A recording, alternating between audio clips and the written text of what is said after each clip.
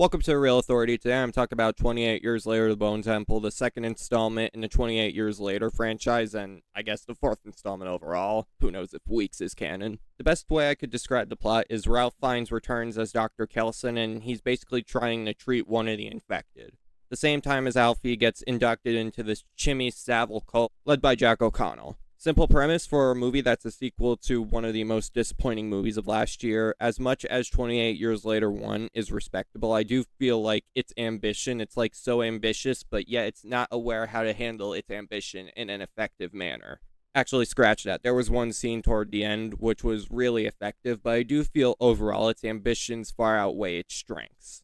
It feels like it's not aware on how to handle the ambitions. What I'm trying to say, I guess. However, I had a weird feeling that the sequel might actually prove to be a superior installment.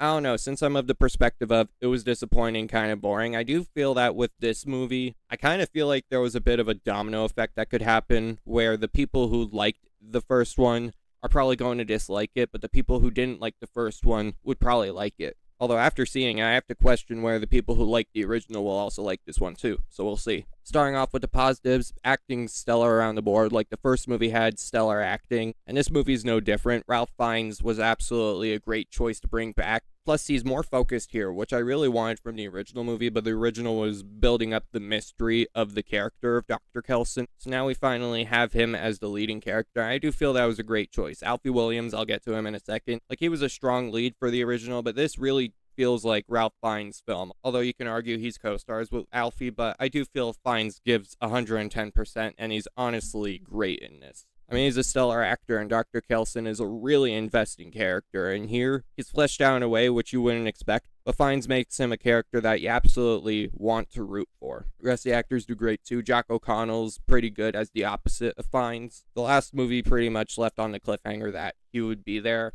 as a Power Rangers villain. Luckily, that goofiness is not really here, at least in terms of being awkward, because this movie has a more consistent tone than the first one. So O'Connell's Jimmy is allowed to shine, and he's absolutely menacing.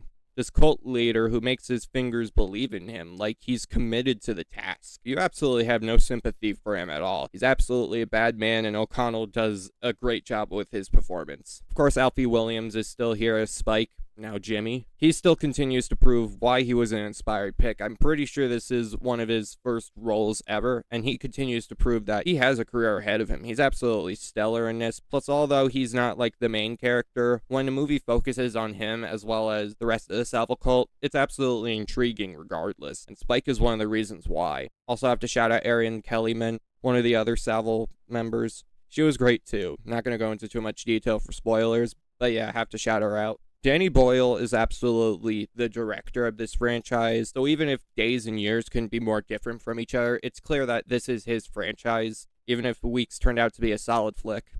So Nia DaCosta had huge shoes to fill with this film, and surprisingly enough, she fills them in pretty effectively. You almost can't tell the difference between directorial styles. Well, actually, no, that's not true, because this movie is more consistent than Years. So she definitely focuses up and puts together what was introduced in the last movie in a more cohesive and arguably more intriguing manner. A lot of that may have to do with the fact that Alex Garland did return for the screenplay, but yeah, it builds upon the foundation set up in the original and makes it a much more intriguing and enjoyable time. So DaCosta, you absolutely deserve credit for your directorial work. Also, Garland, you did great too. Although Anthony Dodd Mantle didn't return for the cinematography, I feel like Sean Bobbitt made it so that you couldn't even tell the difference. The movie looks as good as Years, with many of the shots looking truly majestic, so I have to give Bobbitt credit there. Also, two of my major complaints from the original, the editing and the score, surprisingly enough, they are much better here. Dare I say, way better. The editing from Jake Roberts is absolutely more focused up, complementing the less all-over-the-nature place of this film compared to its predecessor. It just allowed for the emotional and suspenseful scenes to really leave a mark more than I feel the original did. Alongside the score, Young Father's score from the previous movie, I actually didn't like. There was like one moment where it actually did work, and it's the one where the military men are basically being chased down by the zombies. But I just felt that Hildur Guðnadóttir's score was just far stronger. Sure, there is like one moment which can be comparable to the original, but this one actually felt a lot less annoying, or a lot less, we're trying too hard here.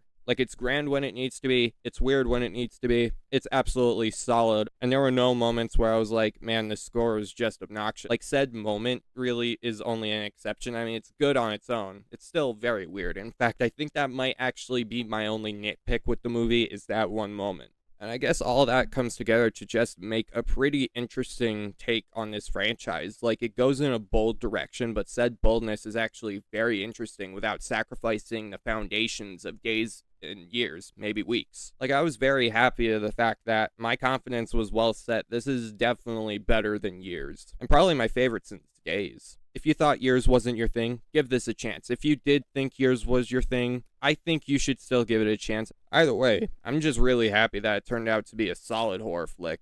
And I can't wait to see 28 Years Later 3. Not a spoiler, it was confirmed. The Real Authority approves. 10 out of 10. Make sure to leave a like, subscribe to the channel, turn on post notifications, and comment your thoughts on this movie, and let me know what you prefer, Years or The Bone Temple. And obviously, we already know your favorite is Days. Do you think Weeks is underrated? Let me know. Alright, peace.